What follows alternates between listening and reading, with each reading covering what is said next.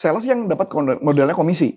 Nah kalau komisi clear banget tuh. Gajinya mungkin kecil, tapi komisinya gede. Iya ya. Ya, nah biasanya sales yang tidak fight, begitu dapat gaji kecil, komisi besar, mutung. Di tahun 2025 ini masih banyak sales yang gagal capai targetnya bukan karena skill, tapi bisa aja tuh dia dari pikirannya yang belum bisa survive.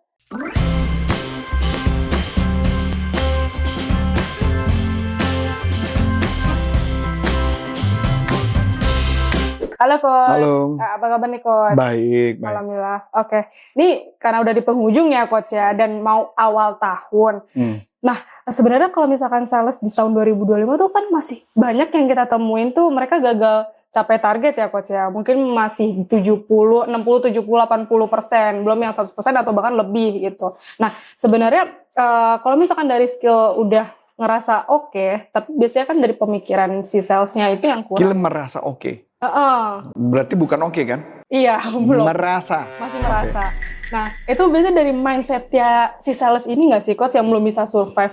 Setiap ada beberapa pertanyaan apa yang membuat seorang sales itu tidak bisa mencapai target, saya selalu berbicara mengenai hal yang sama. Bahwa seorang sales kenapa dia tidak mencapai target? Yang pertama, sales itu nggak punya goal, nggak punya tujuan. Jadi karena dia nggak punya goal, nggak punya tujuan, dia menikmati gaji yang ada udah cukup buat dia. Tidak membuat dia akan kerja maksimum. Ini disclaimer dulu ya. Dengan asumsi ada orang yang digaji, sales, digaji tapi tidak ada komisi. Ada model yang kayak gitu. Tetapi KPI mereka diukur berdasarkan kemampuan mereka jualan kalau mencapai target, maka salary-nya akan diperbesar nantinya ke depannya. Jadi salary setiap orang bisa berbeda-beda. Misal contoh, misalkan kamu nggak capai target cuman dinaikin cuman 2%, sedang capai target mungkin dinaikinnya 10%. Ada yang model gitu. Nah jadi kita kan ada dua kondisi nih. Jadi kalau ditanya berarti pertanyaan sales yang dia mau mencapai target atau nggak mencapai target karena apa? Dia nyangka gaji mereka dia sama yang lain. Padahal bisa jadi enggak. Yang artinya sebenarnya dia nggak punya tujuan. Dia menikmati hidupnya yang gajinya dia segitu, jadi itu yang diterima. Maka orang yang seperti ini dia tidak akan maju, dia akan stop di satu titik karena dia nggak perlu fight. Karena udah merasa cukup. Merasa sudah cukup. Sebenarnya bukan hanya seorang sales, bahkan seorang pegawai yang staf dengan pekerjaan lain juga sama. Sedangkan biasanya perusahaan ini kita ngomong perusahaan profesional ya, kecuali perusahaan yang kurang profesional. Kalau perusahaan profesional apa yang dilakukan ketika dia mencapai target, maka komposisi kenaikan gajinya dilihat berdasarkan orang itu perform atau enggak. Gak usah jauh-jauh deh Aulia. Bahkan saya sama istri saya, Bu Ana, kalau kami mau menaikkan gaji seseorang, kami terus terang melihat kok, perform orang itu bagus apa enggak. Jadi berdasarkan KPI-nya dia bagus, performan dia bagus atau enggak, itu bisa berbeda-beda. Nah itu yang kami lakukan. Bahkan gitu ya, begitu juga dengan karyawan kalau probation kerja dengan kami, itu bagus atau enggaknya kenaikannya berapa itu tergantung dari saya lihat ini orang bagus apa enggak. Kalau orang ini bagus ya worth it saya kasih. Kalau orang ini enggak bagus, mau dinaikin juga hati kayak nggak rela gitu loh. Nangkap maksud saya? Nah jadi artinya terserah mau dibilang itu like or dislike, tapi kenyataannya memang kita ngeliat berdasarkan performanya dia bagus atau enggak kan gitu. Nah yang kedua, sales yang dapat modelnya komisi. Nah kalau komisi clear banget tuh, gajinya mungkin kecil, tapi komisinya gede. Ya, nah biasanya sales yang tidak fight, begitu dapat gaji kecil, komisi besar, mutung. Gaji kecil, komisi besar, mutung. Alias gak mau ngelakuin apa-apa, dia nyalain perusahaan aja. Padahal kalau sales yang bagus apa yang terjadi? Gaji kecil, komisi besar apa yang akan dia lakukan? Dia akan fight. Dia akan mati-matian untuk dapetin income yang besar. Betul. Itu gambarannya. Karena kalau misalkan kayak si sales ini gajinya kecil, komisinya gede, porsinya. Kita kalau misalkan kayak tiap bulan kan kita nggak tahu nih ke depannya pengeluarannya seperti apa, atau bahkan goal yang mau dicapai kayak entah mau beli rumah dan sebagainya, pasti itu kan kayak ada suatu impian tersendiri kan ya Coach ya. Itu pasti kayak ngejar income lebih di komisi Mau nggak itu. mau. Bahkan dia akan lebih bagus khususnya untuk bagian planning. Karena dia akan memplanningkan. Oke. Contoh nih, Iya. 2 bulan lagi gue harus bayar cicilan rumah. Nilainya berapa? Berarti gue harus punya rencana nih, bulan ini gue harus melakukan prospek berapa orang. Ah. Sedangkan orang yang dapat gaji, dia nggak bakalan tuh. Dia Iya, kan go with the flow aja. Iya. Dia mau prospek berapa. Dia udah nggak mikirin. Sedangkan orang yang gaji kecil, komisi besar, dia kan mikir tuh. Dia mau dapat berapa tuh? Karena dia ngejar di mungkin dia udah punya bayangan goalnya dia, impian dia, terus dia nge-planning biar itu tercapai. Betul. Saya kasih contoh gampang sederhana. Ketika dulu waktu pertama kali saya kerja, gaji saya cuma 900.000. 900.000 di tahun 2000. Oke. Di tahun 2000 nggak bisa saya bilang besar, karena pada saat itu gaji adik saya itu sudah 3,5 kali lipat daripada saya. Oh. Saat itu. Oke. Padahal kan dia pasti lebih junior daripada saya dong. Iya. Nah, pada saat saya kerja, komisinya yang besar. Komisinya besar. Nah, karena komisi besar, maka kita bermain di komisi. Bagaimana saya mikir nih, dapat setiap penjualan, itu biasanya karena jualannya dulu adalah website, penjualannya baru terjadi setelah 3 bulan, 6 bulan, saya harus nanam tuh setiap bulan. Kalau setiap bulan saya gagal nanam, bulan berikutnya saya pasti kosong aja, nggak dapat komisi. Disitulah saya baru dapat ilmu yang namanya closing ratio. Saya baru ngerti. Jadi kalau saya mau jualan misalkan, saya mau closing 2 project per tiap bulan. 2 project, anggaplah nilai projectnya dulu 30 juta. 30 juta komisi katakanlah 10%. Berarti saya dapat 3 juta. Iya. Berarti 3 juta tambah 900 berarti 3,9. Itu yang saya mau kejar. Maka apa yang saya lakukan? Berarti kalau 2, berarti saya harus nanam berapa? Nanam 10 perusahaan, saya tanam 10 perusahaan gitu. Jadi tiap bulan saya pastikan ada 10 perusahaan terus tuh. Jadi supaya closing tiap bulan 2 dan sebagainya. Oh, ngambil peluangnya. Peluangnya. Makanya sejak saat itu saya mulai belajar. Belajar apa? Saya jago bikin janji temu. Saya jadi jago janji temu. Kenapa jadi jago? Karena saya harus nutupin 10 tuh. Iya.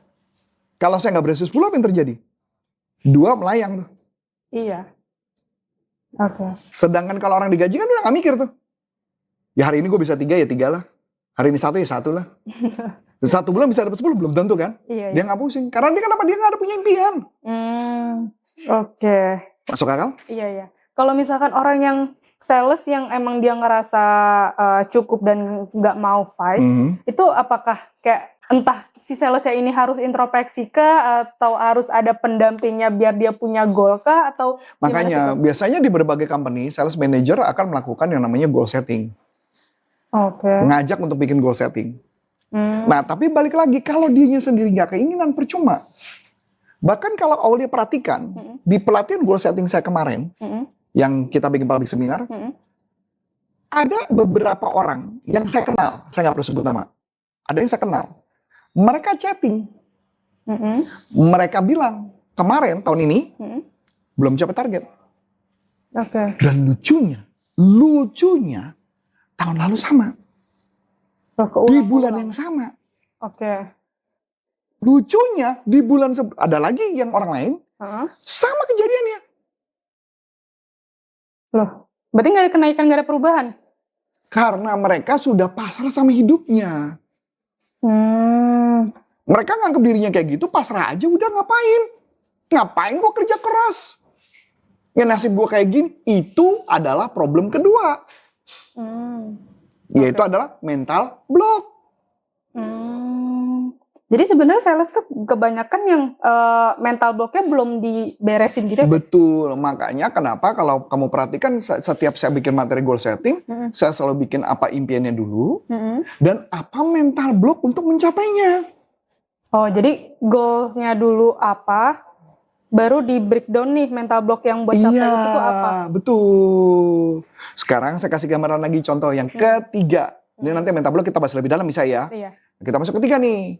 Saya suka dengan teorinya Sin Covey. Sin Covey ini kayaknya ada hubungan sama Stephen Covey atau anaknya atau apa, saya lupa. Sin Covey dia buat buku yang namanya 4DX. 4DX itu artinya 4 Discipline of Execution. Oke. Di dalam teorinya dia mengatakan, dan menurut saya ini benar, dan kamu juga pasti mengatakan benar jadinya. Kenapa saya mengatakan ini? Setiap orang yang punya goal, yang punya tujuan, untuk memastikan dijalankan, harus dieksekusi untuk jalanin. Betul. Betul dong? Ya. Kalau nggak ada eksekusi, makanya nggak bisa jalan dong. Betul. Seperti contoh tadi, saya mau closing 2 tiap bulan. Berarti harus kumpulin 10 prospek. Saya harus bikin janji temu 10. Sampai sini oke? Oke. Yang jadi masalah adalah setiap manusia pekerjaannya nggak hanya itu saja. Pekerjaannya bukan hanya itu. Bahkan seorang sales yang murni sekalipun, itu pun juga sama. Tidak akan, belum tentu dia akan mengerjakan itu. Maka di rumus sales ada yang namanya hukum golden hours sama platinum hours. Oke. Golden hours adalah waktu ketika itu bisa menghasilkan omset yang tadi saya mau closing 2 tiap bulan. Iya. Jadi setiap pekerjaan saya harus saya arahkan ke golden hours. Ada istilah lain namanya platinum hour. Platinum hour adalah pekerjaan yang tidak ada hubungan yang bisa meningkatkan omset 2 miliar closing 2 itu. Lebih ke administrasi aja. Administrasi saja. Kayak mungkin bikin strategi dan Betul, sebagainya. makanya diaturlah oleh beberapa konsep pakar-pakar mengatakan bikinlah manage waktu kerja. Ini 3 ya, balik lagi ke Sin Covey nih. Sin Covey mengatakan, walaupun sudah dibuat waktu, sekalipun ada problem yang namanya whirlwind atau angin puting beliung. Oke. Wah ini keren ya, angin puting beliung. Angin puting beliung artinya ketika kamu mau mengerjakan sesuatu, ada angin puting beliung yang mengikuti kamu, yang seakan ini lebih urgent, tolong dikerjakan dulu ini. Yang akibatnya angin puting beliung itu yang membuat kamu tidak pernah mengerjakan golden hours. Loh, itu sebagai gangguan atau? Gangguan. Oh, iya benar. Jadi sebenarnya kalau nggak mau gangguannya gimana? Yang tadi saya bilang, kalau golden hour idealnya adalah, kecuali dia pakai handphone ya, taruh aja di bawah. Iya. Sama aja kayak saya buka handphone, saya harus baca Alkitab, kan godaannya banyak. Instagram, TikTok, dan sebagainya kan. Tapi kenapa saya tetap bisa baca? Bahkan kamu tahu di salah satu handphone saya nggak ada suara. Iya. Handphone saya ada satu yang suara, ada satu yang nggak pakai suara. Mau notifikasi apapun nggak pernah saya baca. Oke. Ya, karena saya sadar nih. Kenapa ada penelitian dari ilmu psikologi Apa tuh coach? yang berkaitan dengan notifikasi, ketika ada bunyi ting dan kamu ngebuka notifikasi itu yang disebut namanya lu mendapat present, dapat hadiah. Dapat kepuasan langsung instan saat itu juga. Oke. Ketika bunyi ting, buru-buru kamu buka. Begitu dibuka, kamu dapat kepuasan instan. Sama aja kamu di anchor. Jadi kayak kalau istilahnya anchor konsepnya Ivan Pavlov, sama aja kamu kayak anjing, jadi dibuat jadi kayak anjing. Jadi bunyi ting, buka. Langsung ikut. Langsung earlier, paham kan? Iya. Ya, jadi ada konsep yang namanya Ivan Pavlov, bukan saya ngomongin kamu aja gitu ya. Jadi konsepnya Ivan Pavlov adalah bunyi bel, nggak dikasih makanan, dikasih makanan. Bunyi bel kasih makanan. Suatu saat ada bunyi ting, nggak ada makanan, maka keluar air liur. Iya. Itu adalah anchor. Oh, oke. Makanya kenapa kita dapat instant gratification. Makanya supaya saya nggak dapat instant gratification, apa yang saya lakukan? Saya matikan bunyinya.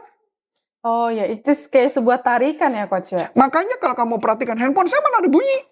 WhatsApp juga nggak ada bunyi. Udah mana dari tadi kamu nggak dengar apa-apa? Enggak.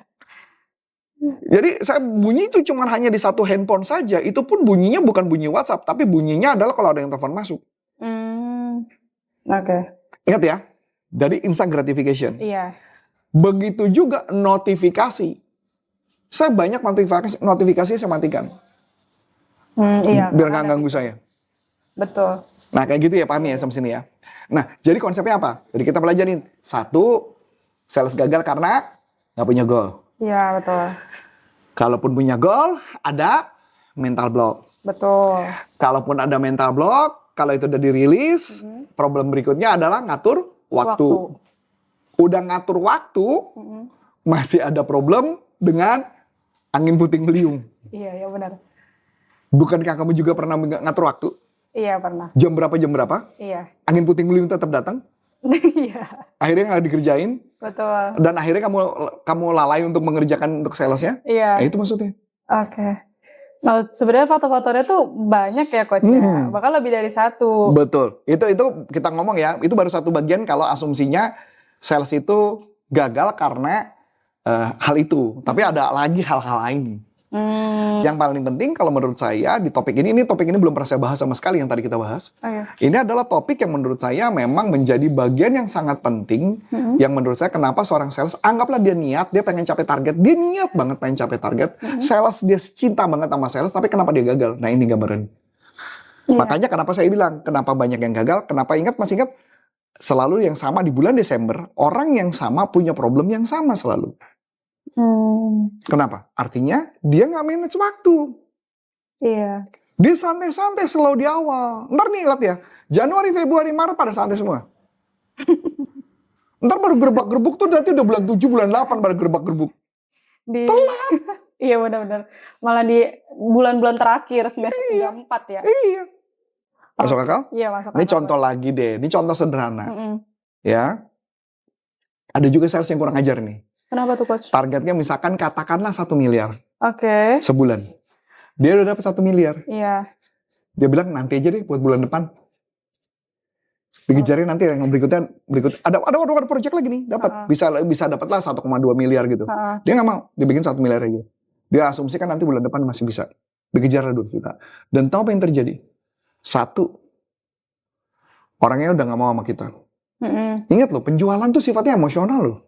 Iya, itu termasuk penunda nggak sih coach? 2, dia bilang karena 1 miliar kalau gue dapat 200 juta tinggal 800 lagi. Iya. Itu pemikiran sales yang konyol. Itu nama dia bulan depan. Oh, gue udah capai target ini, udah datar buat bulan depan aja. Lah pertanyaannya kapan kayanya dia? Iya. Dia asumsi 800. Dan pengalaman saya, bulan depan kadang-kadang nggak closing. Kenapa? Ya karena my customer kan dia pada saat mau beli, dia bilang mau beli. Lu tunda lagi bulan depan. Harusnya pada saat itu juga ya coach. Exactly. Nah itulah kebodohan para sales kadang-kadang. Oke. Ya kesadaran dirinya juga. Betul. Oke, wah mantap banget nih teman-teman. Kayaknya nih topiknya benar-benar daging banget nih. Kalau teman-teman mau diskusi langsung dengan Coach Arif dalam grup WhatsApp, langsung aja. Teman-teman bisa langsung klik link yang ada di deskripsi ya. Mungkin cukup sekian dari aku Aulia. Dan saya Coach Andrew Syarif, mengucapkan terima kasih, sukses buat Anda, sampai jumpa, dan salam performance. Bye-bye.